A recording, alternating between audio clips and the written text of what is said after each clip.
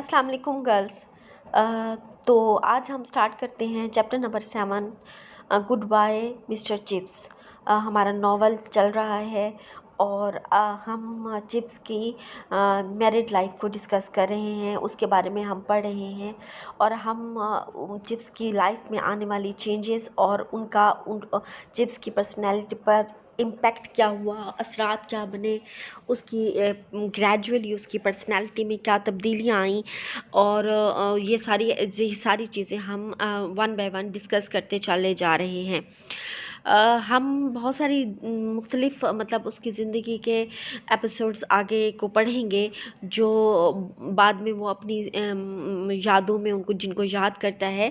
लेकिन ये जो हिस्सा था उसकी ज़िंदगी का that was related to his life with Catherine Bridges was the most colorful and a brilliant patch of his life that he never been able to forget। सारी ज़िंदगी जिसको वो भुला नहीं पा सकता, जो सारी ज़िंदगी उसकी ज़िंदगी के एक सरमाए के तौर पर उसके साथ रहता है और जो एवरलास्टिंग चेंजेस कैथरीन की कंपनी उस पर मुरतब करती है, ऐसी ऐसी चेंजेस और ऐसी पॉजिटिव चेंजेस उसको कभी कहीं और जगह से हासिल नहीं हुई।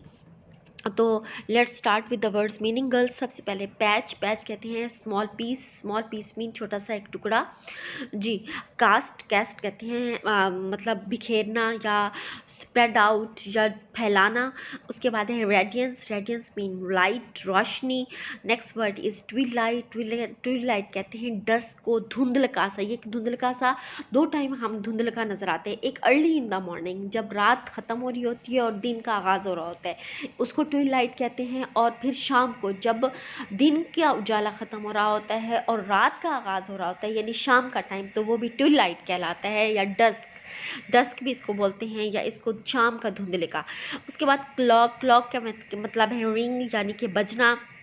नेक्स्ट वर्ड है स्कैम्पर, इंपॉर्टेंट वर्ड है। स्कैम्पर मीन रन और रेस यानी दौड़ना, रेस लगाना, रश या भागना। हाउलर कहते हैं एरर और मिस्टेक, कोई गलती। और सेलो बोलते हैं एक किस्म का वायलिन होता है जिसके ऊपर 4 तारें होती हैं। तो आप सिंपल बस इसको लंबा चौड़ा क्या पढ़ना, सीलो मीन वायलिन आपको पता है म्यूजिकल इंस्ट्रूमेंट है। मोजार्ट एक ऑस्ट्रेलियन म्यूजिशियन था। कंसर्ट कहते हैं म्यूज़िक पार्टी को या म्यूज़िक का फंक्शन जिसको कह सकते हैं। स्वीप कहते हैं ग्लाइड और मूव करना। शीन मीन शाइन या चमकना, चमकदार। फर्ड कहते हैं फर्ड यानी जो फर वाला कोई भी मलबूस हो, यानी जो किसी हम कह सकते हैं ना कि क्या कह सकते हैं, फर यानी वो नरम सा, जो आजकल तो वैसे भी बहुत कॉमन है फर वाले जो लिबास हैं, जैसे मफलर होता है या फिर गर्म स्वेटर्स वगैरह होते हैं, जर्सियाँ होती हैं, कोट होते हैं, उन सब के साथ आजकल फर लगा हुआ होता है। मफल्ड कहते हैं ये वेयरिंग ग्लव्स यानी ग्लव्स पहनना। लेट ऑफ का मतलब है फॉरगिव या लेट समबॉडी गो यानी किसी को माफ़ कर देना, माफ़ करके उसको जाने देना। कूप अप कहते हैं केज में या इम्प्रिजन शुदा यानी पिंजरे में बंद होना या फिर कैद होना। सेक्स। स्टक ऑफ कहते हैं, स्टक ऑफ का मीनिंग होता है कि खारिज कर देना। एडमेंट मीन फिर्म या ज़िद्दी या हट धर्म। एक्सेप्शनल एक्सक्लूडिंग यानी कि मुस्तस्ना, किसी चीज़ से किसी को एक्सेप्शन हासिल हो जाए यानी उसको कह दिया जाए कि भाई हाँ तुम तो इसमें नहीं शामिल होते। रेमिनिसेंस मीन रिमेम्बरेंस या यादें। ऑब्जर्वेंट मीन शार्प या अलर्ट यानी अलर्ट गहरा। Ruffian mean villain. Plead for mean appeal या बैग यानी किसी के लिए चीज़ के लिए अपील करना, दरख्वास्त करना। लीनियंसी मीन यानी माफ़ करने की तरफ रुजू हो जाना या माइल हो जाना। रेयर कहते हैं बहुत ही नायाब या कामयाब को। अर्ज कहते हैं प्रोवोक करना। उसके बाद नेक्स्ट वर्ड है सिविरिटी मीन हार्शनेस या सख्ती। कुक श्योर का मतलब है वेन यानी कि क्या मतलब इसको कह सकते हैं, बहुत ही जो खुद सर किस्म का हो, नुमाइशी घुमंडी टाइप बंदा, उसको बोलते हैं कुक श्योर। एनेक्डोट का मतलब होता है पैराबल, टेल, हकायत नुमा कहानियाँ, ऐसी कहानियाँ जो मतलब लोग एक दूसरे को सुनाते रहते हैं नस्ल दर नस्ल। इसी तरह वैनिश गायब गायब हो जाना, डिसअपियर। क्लिंग टू का मतलब है होल्ड ऑन टू, पकड़े रखना, थामे रखना। एनिहिलेशन का मतलब है कि किसी चीज़ का ज़ाया हो जाना, ख़त्म हो जाना। टर्मिनेशन। लॉफ्ट कहते हैं स्टोरेज रूम को। चार्ट बोलते हैं या ग्रुप ऑफ सिंगर्स को, यानी ग्रुप ऑफ सिंगर्स, जब ग्रुप में सिंगर्स बैठ के कोई म्यूजिकल इंस्ट्रूमेंट्स मिलके बजाएं या इकट्ठा गाना गाएं तो that is called chart. Witness means see. Dynastic का मतलब होता है रूल्स, या फिर इसको हम बोलते हैं सॉरी नस्ल दर नस्ल, यानी कोई चीज़ चल रही हो। हुक्मरानों की नस्ल को अमूमन डायनास्टी कहते हैं। उसके बाद क्या है स्केयर। स्केयर का मतलब होता है हॉरर। डिसल्ट्री का मतलब होता है बेतरतीब। तो अब हम टेक्स्ट स्टार्ट करते हैं। तो एक तो मैं आप लोगों को ये बता दूं, ये भी कैथरीन और चिप्स की लाइफ के बारे में ये चैप्टर है, लेकिन इसमें आपको इस तरह सीक्वेंस नहीं मिलेगा कि यानी जिस तरह हम पहले पढ़े थे। इसमें कोई ना कोई इक्का दुक्का वाक़यात, कभी एक उसको याद आ जाती है, कभी दूसरी याद, कभी तीसरी याद, तो मिलके ऐसे छोटी छोटी यादों के बारे में सोच के उसने ये पूरा मतलब ये पूरा चैप्टर तकरीबन ऐसे ही इरेगुलर किस्म की मेमोरीज ऑफ कैथरीन से भरा हुआ है।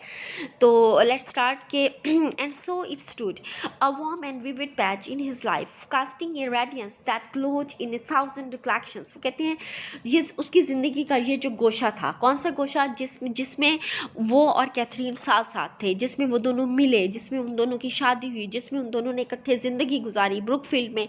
अगरचे ये ज़्यादा लंबा अरसा नहीं था, it ends with in 2 years, यानी 2 साल मुश्तमिल ये उनकी रफ़ाकत थी, ये उनका साथ था। लेकिन ये इतना उसकी ज़िंदगी का वार्म एंड विविड पैच था। विविड कहते हैं बहुत ही गहरा, क्लियर किस्म का, और वार्म कहते हैं गर्म जोश इन हिज लाइफ, जो कि उसकी ज़िंदगी को अभी तक गरमाए हुए था, अभी तक रोशन रखे हुए था। कास्टिंग का radiance that glowed in 1,000 reflections, और इससे ऐसी रोशनियाँ निकलती थीं जिसकी रोशनी में हज़ारों यादें जो थीं वो दमक उठती थीं।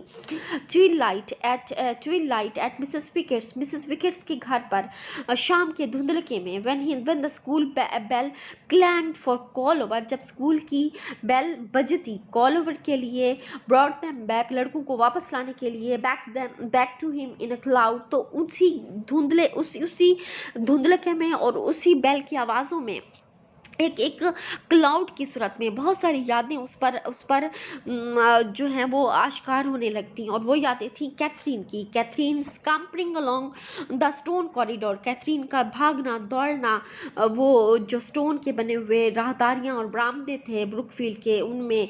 इसी तरीके से laughing beside him at some howler in an essay, और उसके करीब बैठ के किसी ऐसे में मौजूद लड़के की गई गलती पर उसका हंसना। ही वॉज मार्किंग, जिसको वो चेक कर रहा होता था। इसी तरीके से टेकिंग द सेलो पार्ट का भी बोला है, सेलो पियानो, यानी जब वो वायलिन बजाते हुए उसका हिस्सा लेना।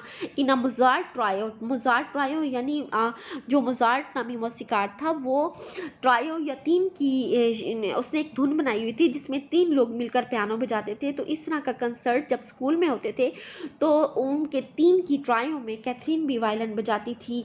इसी तरीके से her firm arm sweeping over the brown sheen of the instrument, जब उसके दूधिया बाजू उस म्यूजिकल इंस्ट्रूमेंट की ब्राउन चमकती हुई सतह पर फिसलते थे। She had been a good player and a fine musician, क्योंकि वो एक बेहतरीन खिलाड़ी और एक उम्दा किस्म की मौसीकार थी। म्यूज़िक के मतलब हर तरह के इंस्ट्रूमेंट्स वो बजा लेती थी। And Catherine furred and muffled for the December house message, बिल्कुल इसी तरीका दिसंबर की शदीद सर्दियों में होने वाले हाउस मैसेज के लिए जब कैथरीन बन ठन के निकलती थी, फर के मलबूसात में, हाथों पे ग्लव्स पहने। Catherine at the garden party, इस तरह कैथरीन की एक याद जिसमें वो गार्डन पार्टी में शामिल हुई। That followed the speech day prize giving, जिसमें स्पीच डे के बाद प्राइज गिविंग सेरेमनी हुई। Catherine tending her advice in any little problem, इस तरह कैथरीन उसको याद आता कि कैथरीन कैसे उसको नसीहत करती थी छोटे छोटे मसलों को हल करने के लिए। दैट अरोज, जो कि उस टाइम दरपेश होते थे। गुड एडवाइस टू, अच्छी नसीहत होती थी वो। Which she did not always take, अगरचे वो हर बार उसकी नसीहत को नहीं मानता था, but which always influenced him, लेकिन उसके बावजूद उसकी कैथरीन की वो दी गई नसीहत हमेशा उस पर किसी न किसी तरीके से असरअंदाज होती थी। Chips dear, I would let them off, if I were you, वो उसको नसीहत करते हुए कहती, जब यानी वो गलती करते कोई बच्चा और वो उसको सज़ा देने वाला होता या पनिश देने वाला होता, तो वो उसको कहती कि अगर मैं तुम्हारी जगह पर होती तो I let let let them off, तो मैं उनको छोड़ देती। After all it's nothing very serious, आखिर को कोई इतना बहुत संजीदा मसला तो नहीं है। I know I would like to let them off, तो वो कहता जवाब में कि मैं भी जानता हूँ, मैं भी उनको छोड़ दूंगा। And but if I do, लेकिन अगर मैं ऐसा करूँगा, I am afraid they will do it again, तो मुझे डर है कि वो दोबारा से ऐसे करेंगे। Try telling them that frankly, तो उनको दोस्ताना तरीके से ये बताने की कोशिश करो। And give them the chance, और उनको एक मौका दो। आई माइट कि मैं उनको दूंगा, दे सकता हूँ। And there were other things, और ऐसे बहुत सारी दूसरी यादें, बहुत से दूसरे वाक़यात ओकेजनली, कभी कभार, दैट वर सीरियस, जो कि बहुत ही सीरियस भी बन जाया करते थे, जिस पर वो उसको मज़ीद समझाती, कहती कि you know Chips, having all these hundreds of boys cooped up here is really an unnatural arrangement, के वो कहती कि देखो चिप्स, इस तरह ये जो सैकड़ों की तादाद में लड़के मौजूद हैं स्कूल में, जिनको हमने कॉप्ड अप का मतलब है यानी हमने कैद किया हुआ है, जानवरों की तरह बंद किया हुआ है यहाँ पर, is really an unnatural arrangement, ये हकीकतन एक गैर फितरी एक इंतज़ाम है। When you come to think about it, अगर आप इसके बारे में सोचो तो, so that when anything does occur, तो इस तरह जब भी कोई ऐसा वाक़या होता, दैट ओट नॉट टू, जिसको नहीं होना चाहिए, don't you think it's a bit unfair to come down on them, तो तुम क्या समझते हो, ये चीज़ नाइंसाफ़ी नहीं है कि तुम इस तरीके से उन लड़कों पर चढ़ दौड़ो, as if it were their own fault for being here, जैसे ये उनकी गलती हो यहाँ इस जगह पर आना या यहाँ पर स्कूल में रहना। इसी तरीके से वो मज़ीद उसको समझाती, और वो उसको जवाब में कहता, जब वो मज़ीद उसको ऐसे समझाती तो वो जवाब में उसको कहता, don't known about that Cathy, मैं नहीं जानता इस बारे में Cathy, but I do know that, लेकिन एक बात जानता हूँ, फॉर एवरीबॉडी से, कि हमें सबके लिए, सबके फ़ायदे के लिए, हमें we have to be pretty strict about this sort of thing, इस तरह की चीज़ों के बारे में हमें कुछ कदरें सख्ती करनी पड़ती है। One black sheep can contaminate other, क्योंकि एक काली भेड़ दूसरी तमाम को ख़राब कर देती है। After he himself has been contaminated to begin with, after all, तो वो जवाब में कहती है आखिर वो उसके साथ, उसको भी तो ऐसा करने के लिए किसी ने ख़राब किया होगा ना। That's probably did happen isn't it, ऐसा यकीनन वाक़या हुआ होगा, क्या ऐसा नहीं हुआ होगा, मे बी यकीनन हुआ होगा, वी कांट हेल्प इट, हम मदद नहीं कर सकते इस सिलसिले में। एनी हाउ, खैर, I believe Brookfield is better than a lot of other schools, वो उसको कहता कि मैं फिर भी ये समझता हूँ कि ब्रुकफील्ड बहुत सारे दूसरे स्कूलों की निस्बत कहीं अच्छा स्कूल है। All the more reason to keep it so, और उसे ऐसा रखने की यही इजाफी वजह है कि हम, यानी क्या इजाफी वजह है कि हम यहाँ पर स्ट्रिक्ट रहते हैं। But this boy Chips, you are going to sack him, लेकिन ये लड़का चिप्स, क्या तुम इसको सैक करने लगे हो। सैक का भी हमने पढ़ा था, यानी निकाल देना स्कूल से, क्या स्कूल से तुम खारिज करने लगे हो, स्ट्रक ऑफ करने लगे हो उसका name. The head probably will when I tell him, जो हेड, अगर मैंने हेड को बताया तो यकीनन हेड ऐसे ही करेगा। And you are going to tell the head, तो क्या तुम उसको हेड मास्टर को ये बता दोगे। It's duty, I am afraid, मुझे खदशा है, मुझे ये करना पड़ेगा क्योंकि ये मेरा फ़र्ज़ है, वो उसको कहता। Couldn't you think about it a bit? क्या तुम मज़ीद थोड़ा सा इस बारे में गौर नहीं कर सकते। Talk to the boy again, दोबारा उस लड़के से बात करो। Find out, वजह ढूंढो। How it began, कि कैसे हुआ ये सब कुछ। After all, apart from this business, आखिरकार इस एक गलती के अलावा, isn't he rather a nice one, कि वो वाकई एक अच्छा लड़का, nice boy, क्या वाकई वो एक अच्छा लड़का नहीं है। Oh, he is all right, यकीनन वो अच्छा है। Then Chips dear, तो प्यारे chips, don't you think that there ought to be some other way, तो क्या तुम नहीं समझते कि इस मामले को हल करने का कोई और तरीका होना चाहिए। एंड सो ऑन, और वगैरह वगैरह वगैरह वगैरह का मतलब ये कि यानी ऐसे बहुत, ये तो उन्होंने एक तो एग्जांपल्स दिए हैं ना कि किस तरीके से वो उसको समझाती थी, उसको नसीहत करती थी, स्कूल के काम, बिगड़े वाले कामों को सॉल्व करने में, बच्चों के प्रॉब्लम को सॉल्व करने में, उनको पनिशमेंट से बचाने में, तो वगैरह वगैरह, यानी ऐसी बहुत सारी और बातें थी। About once in ancient times he was adamant, बाज़ का तो वो कहते हैं कि अब एक दफ़ा 10 बारियों में एक दफ़ा ही वाज एडमेंट, वो खुद डट जाता, एंड वुडंट बी परsuaded, और उसकी बात पर कायल नहीं हो पाता। In about half of these exceptional cases, और इस तरह के आधे के करीब गैर मामूली केसेस में ही आफ्टरवर्ड्स रादर विश्ड, बाद में वो अक्सर ये सोचता, उसकी ख्वाहिश होती, he had taken her advice, कि वो कैथरीन की बात मान लेता, उसकी नसीहत को मान जाता। इन ईयर्स लेटर, और फिर कई सालों बाद, when ever he had trouble with a boy, जब भी वो किसी लड़का मतलब किसी लड़के के साथ उसको कोई ऐसा मसला प्रॉब्लम दरपेश आता इस तरह का कि जिसमें उसको सजा देनी होती या उसको समझाना होता, तो क्या होता कि he was always at the mercy of softening wave of reminiscence, तो वो उस टाइम फ़ौरन उसके जहन में यादें आती कैथरीन की, और वो उन जो सफनिंग वेव यानी उन यादों की उन नरम और गरम जो लहरें थी उनके रहम करम पर आ जाता। The boy would stand there, लड़का वहीं ठहरा रहता, waiting to be told his punishment, इस इंतज़ार में कि उसको उसकी सज़ा सुनाई जाए।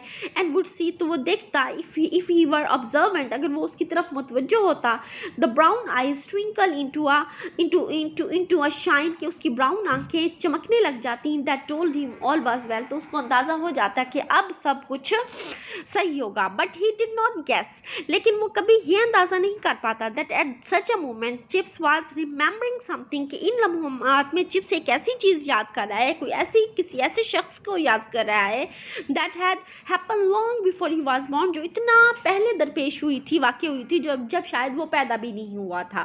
यानी ज़ाहिर है कैथरीन की यादें उस नए न्यू बॉर्न बेबी के लिए लिहाज से जब इतने साल गुजार चुका था और उसको फिर भी कैथरीन याद थी और वो इन लम्हात में उनको याद करता था, तो बच्चों को क्या पता कि इन लम्हात में वो अपनी बीवी को याद कर रहा है जो बहुत साल पहले उसकी ज़िंदगी में आई थी जब वो अभी पैदा भी नहीं हुआ था। दैट चिप्स वाज थिंकिंग, जबकि चिप्स ये सोच रहा होता था, young ruffian, I am hanged if I can think of any reason to let him off, but I will bet she would have done, कि तुम नौजवान बदमाश, मैं सोचता रह जाऊँ कोई भी सूली पर कोई ऐसी वजह सोचूं जिससे मैं तुम्हें जानी छोड़ने का मुझे कोई रीज़न मिल जाए, इसके लिए चाहे मैं लगता है जैसे मैं सूली पे लटक जाऊंगा, लेकिन अगर वो होती तो वो जल्द ही तो ऐसा कोई रास्ता निकाल चुकी होती।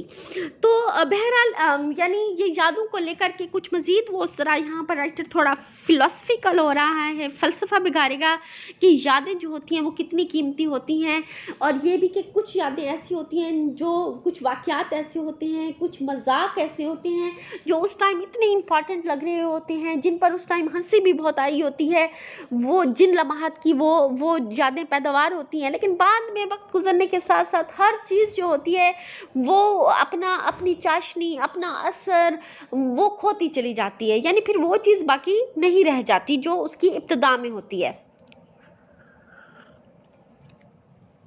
But she had not always pleaded for leniency, लेकिन ये भी था कि कैथरीन ने हमेशा बच्चों के लिए नरमी की दरख्वास्त नहीं की हुई थी, और rather rare occasions she urged severity where Chips was inclined to be forgiving, बल्कि ऐसा होता कि कभी कभार कि चिप्स माफ़ी देने की जानिब सोच रहा होता, लेकिन वो कहती कि नहीं तुम सख्ती करो, वो कहती I don't like this type, कि मुझे इसकी टाइप ही पसंद नहीं है चिप्स, यानी उस लड़के के बारे में जिसको वो सज़ा देना चाह रही होती है।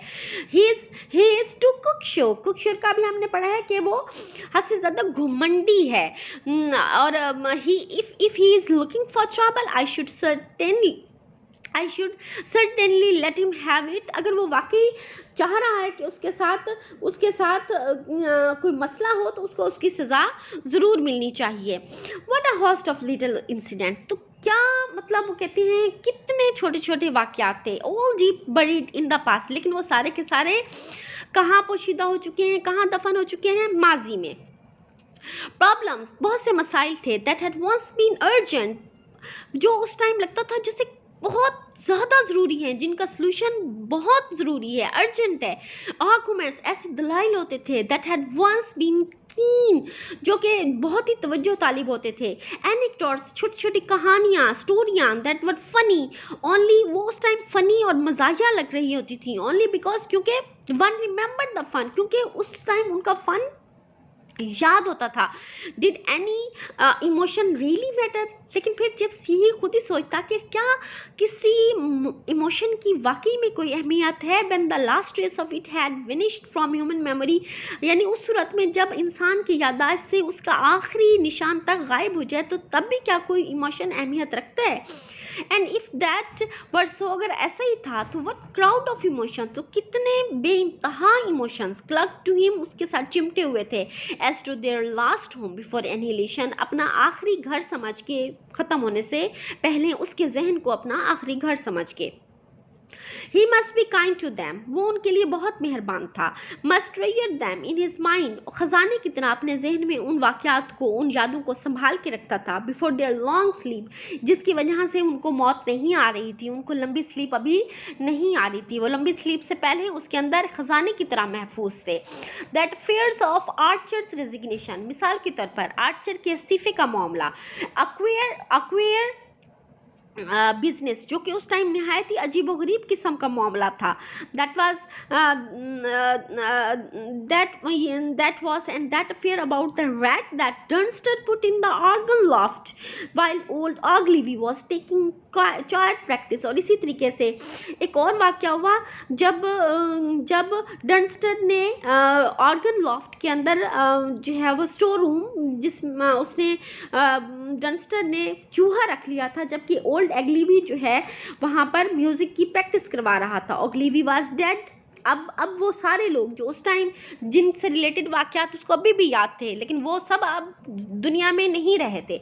मिसाल के तौर पर ओग्लीवी मर चुका था, डर्नस्टर ड्रोन्ड एट जटलैंड, डर्नस्टर जटलैंड के मकाम पे डूब के मर गया था। Of others who had witnessed और हर्ड ऑफ द इंसिडेंट, दूसरे लोग जिन्होंने इन वाक़यात का सुना या इनको देखा, प्रोबेबली मस्ट हैड फॉरगेटन, वो यकीनन उनको भूल चुके होंगे। And it had been like that with other incident, और यही मामला दूसरे वाक़यात के साथ भी है कि फॉर सेंचुरीज, कई सदियों से ऐसा ही होता आ रहा है कि जो वाक़यात किसी टाइम बहुत इंपॉर्टेंस के हामिल थे, अब उनके कोई नामो निशान भी बाकी नहीं है। He had a sudden vision of thousands and thousands of boys, अचानक से उसको अपने जहन में हज़ारों और बहुत सारे लड़कों की तस्वीरें घूमने लग गई। From the age of Elizabethan, जो एलिज़ाबेथ की एज से ब्रुकफील्ड में पढ़ने आए और उसके बाद तक जो आते रहे, डायनेस्टी अपॉन डायनेस्टी, एक यानी नस्ल दर नस्ल ऑफ मास्टर्स, यानी जिस तरह लड़के नस्ल दर नस्ल आए, इसी तरीके से मास्टर्स की भी कई नस्लें वहाँ पर आईं, पढ़ाने वाले मास्टर्स की।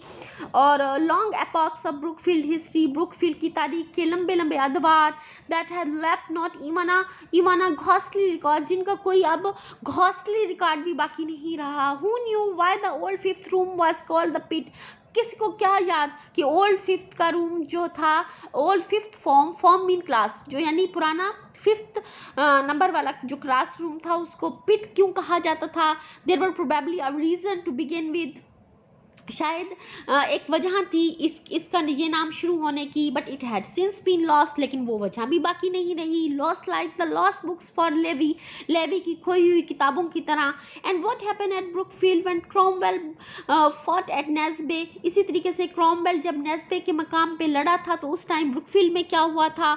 How did Brookfield react to the great scare of the 18 यानी जब 45 का जो अजीम स्केयर या डर पैदा हुआ था, तो उस टाइम ब्रुकफील्ड ने कैसे रिएक्ट किया था? Was there a whole holiday when news came of Waterloo, जब वाटरलो की जंग की खबर आई थी तो पूरी एक छुट्टी रही थी, किसी को क्या याद? एंड सो ऑन, और वगैरह वगैरह, up to the earliest time that he himself could remember, यहाँ तक कि अभी हाल के अदवार तक 1870 तक, जिसमें वो खुद भी इस हिस्ट्री में शामिल हुआ। एंड वेदर बाय का उसको कहते हुए याद आना, by way of small chalk after their first and only interview, जिसमें वाहिद उनकी गुफ्तगू हुई थी एक छोटे से और पहले इंटरव्यू में। Look as if we shall have to settle with the provision our self one of this fine days. लगता है कि हमें प्रोविजंस के साथ अपने आप को सेटलमेंट करना पड़ेगा, मुआहदा तय करने पड़ेंगे। And when chips remember things like this, तो जब भी चिप्स को ऐसी चीज़ें याद करता, वो याद आती, तो ही often felt that he would write them down, तो अक्सर सोचता कि क्यों ना वो ये सारे वाक़यात को लिखे and make a book of them, और उनकी एक किताब बनाए। And during his years at Mrs. Wickett's, he sometimes went even so far as to make desultory notes in an exercise book। बल्कि जब वो मिसेस विकेट्स के यहाँ उसके क्याम का आगाज़ हुआ, तो बाज़ वक़्त वहाँ पर उसने छोटे छोटे इन मुख्तलिफ वाक़यात के एक एक्सरसाइज बुक में एक इरेगुलर किस्म के नोट्स भी लिखना शुरू किए। But he was soon brought up against difficulties, लेकिन जल्द ही ये वाक़यात लिखने में उसको मुश्किलात आने लग गई। The chief one being that, जिनमें सबसे बड़ा मसला ये था कि राइटिंग उसको थका देती थी, बोथ मेंटली एंड फिजिकली, जिस्मानी और जहनी दोनों तौर पर। somehow too his recollections lost much of their flavor, और ऐसा भी था कि उसकी जो यादें थी उसको लगता था कि उनकी वो चाशनी बाकी नहीं रही। when they were written down, जब वो उनको लिखता था तो जो सोचने में, जो असल ओरिजिन स्टोरी को याद करने में मज़ा था, तो लिखने में वो मज़ा गायब हो जाता था। दैट स्टोरी अबाउट रुस्टन, मिसाल के तौर पर रुस्टन की story, and the sake of potatoes, और वो आलू की बोरी वाला मजाक, फॉर इंस्टेंस, मिसाल के तौर पर, इट वुड सीम्स क्वाइट क्या कहते हैं, टीम इन प्रिंट, यानी जब उसको लिखा गया तो ये बड़ी ऐसा लगता था खुश सी कोई कहानी है। But Lord how funny it had been, लेकिन खुदा गवाह है कि कितना मज़ाहिया वाक़या ये था। At the time it was funny, जब ये वाक़या उस टाइम जब ये हुआ, it was funny to remember it, बल्कि याद करते हुए भी उसको ये वाक़या बहुत ही ज़्यादा फ़नी लगता था। Perhaps if you don't remember Rushton, and who would anyway after all those years, शायद आपको रुस्टन याद ना हो, और इतना पहले की बात वैसे भी कौन याद रखेगा।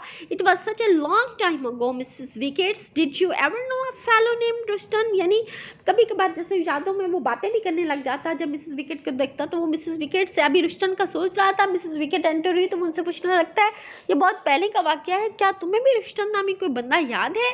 बिफोर योर टाइम, तुम्हारे वक्त से भी शायद पहले का था। I dare say went to Burma in some government job, और शायद वो गवर्नमेंट जॉब के सिलसिले में बर्मा चला गया था, और वाज इट ब्रोमो, और शायद बॉर्नियो चला गया था। वेरी फनी फेलो रुस्टन बहुत ही मज़ाहिया आदमी था। And then he was dreaming again before the fire, dreaming of times and incidents in which he alone could take secret interest। और फिर इस तरीके से वो दोबारा से ख्वाबों में आके सामने बैठा रहता और ख्वाबों में खो जाता, और उन वाक़यात को और उन अदवार को याद करता जिसका मज़ा बस उसको खुद को ही अकेले में आता था।